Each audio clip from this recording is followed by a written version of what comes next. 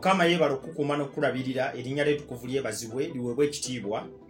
Weebale okubeera ng'olaba obubaka buno, weebale obugabanako n'omuntu omulala, erinnya lya Katonda waffe lyebazibwe. Ndi musanyufu nnyo okuba nti olaba ebigambo bino, era subscribinga ku YouTube channel ya Pastor Sebagala Ivan Samuel, oyongere okulaba obubaka obulala bungi obujja okuzimba mu bulamu obw'okukkiriza ate n'okunywezebwa. Tukyagenda mu maaso n'okwogera ku nsonga ezikwatagana ku maka. Amaka bwe gabeera obulungi, naffe tubeera bulungi. Amaka bwe gabeera amasanyufu, naffe tubeera basanyufu. Amaka bwe gabeeramu emirembe, naffe tubeeramu emirembe. Tubeera n'emirembe. Olw'ekyo ekyo kyonna amaka gaffe kye gafaanana kisalawo nnyo ku ngeri ki obulamu bwaffe gye bugenda okubeera. Olw'ekyo wabanga waliwo ekifo ky'oteeka okwenyumiririzaamu, ky'oteeka okusanyukiramu, ky'oteeka okuwulira nga weeyagala okukibeeramu, gateekwa kuba maka. Kubanga buli agabeeramu ng'ageenyumiririzaamu, nga yeeyagala era nga yeebaza Katonda, anaabeeranga mu bulamu obunaalabanga omukisa. Olwaleero twagala twogere ku kigambo ekikwatagana ku muntu gw'oli naye mu bufumbo okuwulira nga ayagalwa. Katonda bwe yatutonda kwagala na kwagalibwa. Era teri ngeri yonna muganda wange ne mwannyinaze gy'oyinza kuba musanyufu okuggyako ng'oyagalibwa era ng'oyagala n'abalala. Abantu bangi abetta olw'okuba nti tewaliwo abaagala. Bantu bangi abeetuga olw'okuba tewaliwo abaagala. Bantu bangi abaweddemu amaanyi olw'okuba nti baagala abalala naye ng'abalala tebaanukulira kwagala okwo nga bo bwe bandyagadde baanukule. Olw'ekyo Katonda yateekateeka amaka ng'omuntu gy'agenda okufuna ekigambo ekiyitibwa okwagalwa awamu n'okwagalibwa. Teriyo kigambo kwagala na kwagalibwa okuggyako nga kirabiddwa mu maka wano we kisinga okulagibwa. Mu nteekateeka ya Katonda yandyagadde abantu abali mu maka buli omu okuwulira ng'ayagalibwa. Ensonga lwaki omukyala oyo wamuwasa, ensonga lwaki omusajja oyo wamufumbirwa, kubanga okwagala wakati wammwe kwe kwali kugenda okukola ekinyusi ky'okujja kwammwe okubeera mwembi. Ekyamazima kiri nti omukyala oyo gwe wawasa ewaabwe wayinza okuba waliyo n'ebintu ebisinga ebyewuwo. Bakyala bava mu mayumba amanene ne batufumbirwa nga tuli mu muzigo tukyapangisa. Ne balekayo firiigi ezijjudde ebyokulya, ne balekayo TV ennene, ne balekayo emmotoka, ne balekayo n'ebintu ebirala bingi mu mayumba g'ewaabwe. Ne basalawo bajje bafumbirwe nga mu maka me bafumbirwa batandika na butandisi. Naye ekireeta omukyala oyo kubanga ayagala okwagalibwa. Ekireeta omukyala oyo kubanga ayagala kuwulira nga ayagalwa. Ayagala alabe mu ggwe omusajja ebikolwa ebiraga okwagala okw'amazima. Abasajja bangi mu mulembe guno beegumbulidde omuze ogw'obwenzi, ogw'okuva kwono nadda kwoli, nadda kwoli, nadda kwoli. Abamu kati baagala na kukikola nga kirina mu mateeka ng'ayina mukyala we ate nayagala afune n'omulala obuluvu obufaananako bwe butyo. Njagala nkutegeeze musajja gwe, ebbanga ly'omala mu maka nga mukyala we awulira nga tayagalwa ly'ebbanga ly'amala mu maziga. Njagala nkutegeeze mukazi gwe, ebbanga ly'omala mu maka ng'omwami we awulira nga tayagalwa ly'ebbanga amaka lye gamala nga gali mu kizikiza. Mukyala we awulira ng'omwagala. Mukyala we okwagala kwa kusiima. Mukyala we awulira nga ali loved mu maka mwali. Bayibuli egamba nti abasajja mwagalenga bakazi bammwe. Kikulu nnyo ng'omusajja okukola obuvunaanyizibwa obwo. That is a role gye nsaba buli musajja asitule. Amaka gaffe tegajja kuba masanyufu, tegajja kubeera mu mirembe, tegagenda kubeera mu ssuubi nga abantu abagalimu tebalaga kwagala kw'amazima eri balala. Bayibuli kyeva egamba nti okwagala kugumiikiriza byonna, okwagala kusuubira byonna, okwagala tekwekulumbaza, okwagala tekunoonya byako, okwagala tekulina malala, okwagala. Ekintu ekyo ekinnyonnyola ng'okwagala mu Bayibuli kyensaba kirabike wakati w'omusajja n'omukazi abali mu maka abalaba ebigambo bino. Kibi nnyo okuba mu maka naye nga mukazi we awulira nti alekeddwawo. Kibi nnyo okuba mu maka naye ng'omwami we awulira tayagalwa. kibi nnyo okuba mu maka naye nga mummwe temuliimu kulaba nga ddala mulina okwagala okw'amazima wakati wammwe.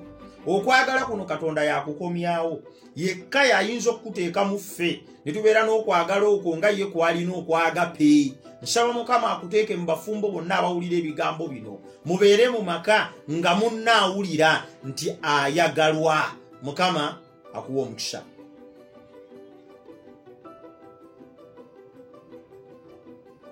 Ekimu ku kyenjagala nkutegeeze muganda wange ne mwannyinaze, weebala okubanga ogoberera ebigambo bino, weebala okubanga obigabanako n'omuntu omulala. Subscribinga ku YouTube channel ya Pastor Sebagala Ivan Samuel ofune ebigambo ebirala bingi ebinaakulyowa omwoyo era ebinaakuzimba.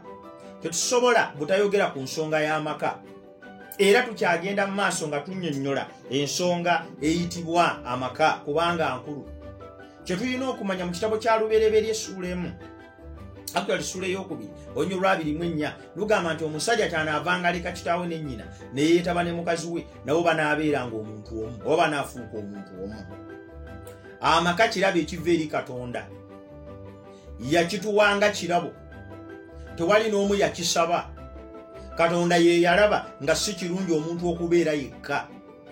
Ekitegeeza nti institution y'amaka tukuvu nga n'ebintu ebirala bwe biri ebitukuvu. Omanyi mu lusuku Adeni Katonda yateekamu omuti wakati ogw'okumanya obulungi n'obubi nga tebalina kugukwatako. Omuti ogwo olwaleero gukiikirira akabonero ak'ebitundu eby'ekkumi bitukuvu eri Mukama ebitalina kukwatibwako okuggyako okuweebwayo ku lw'omulimu gwe. Katonda bwe yamala awo n'awa omuntu omubiri, kubanga Bayibuli egamba nti Katonda n'abumba omuntu mu nfuufu y'ensi n'amufuuwamu omukka ogw'obulamu. Omubiri gwo gwennyini Katonda gwe yakuwa ogwo nagwo mutukuvu. Bayibuli egamba nti yeekaalu ya Katonda mwatuula. Si ekyo kyokka, naye Katonda yawa omuntu ne Sabbiiti ey'olunaku olw'omusanvu, Saturday, n'agimuwa okubeera olunaku olutukuvu. Si ekyo kyokka, naye Katonda yawa omuntu n'obufumbo.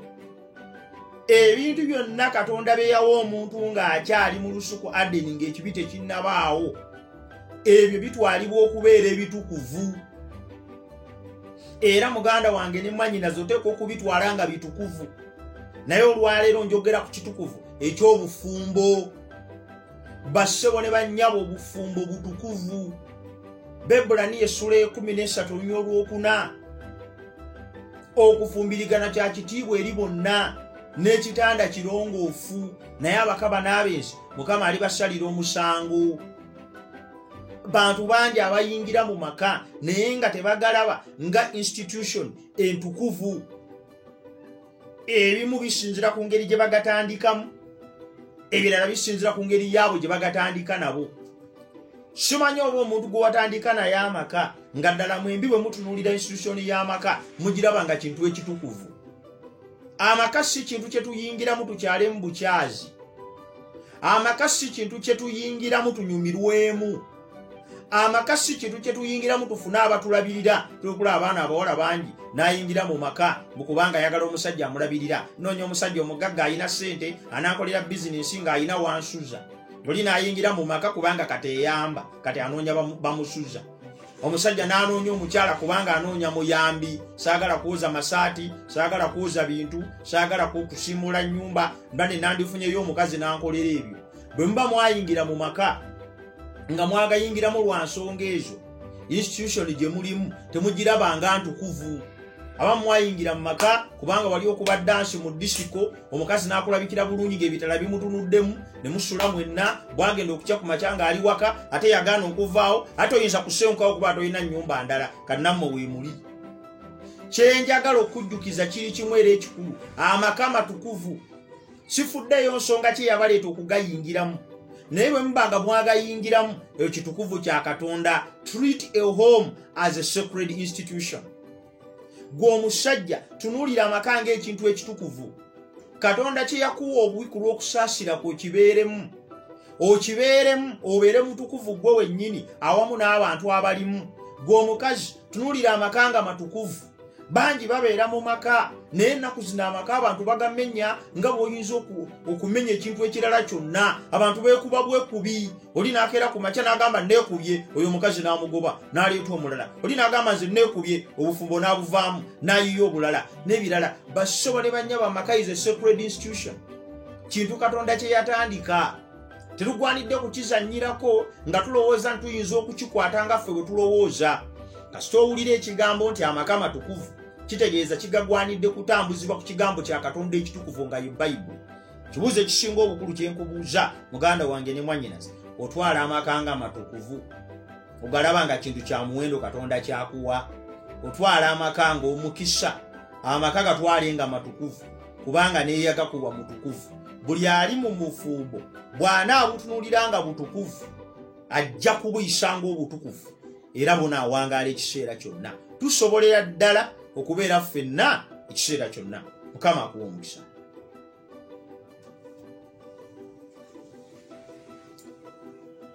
Muganda wange ne mwannyinaze awulira ebigambo bino, neebaza Katonda kubanga akulesewo ng'oli mulamu. Mwebaza kubanga akuwadde ebyokulya n'ebyokunywa n'ebyokwambala. Erinnya lye ttukuvu lyebazibwe nnyo era liweebwe nnyo ekitiibwa. Weebale nnyo okuba nti olaba ebigambo bino.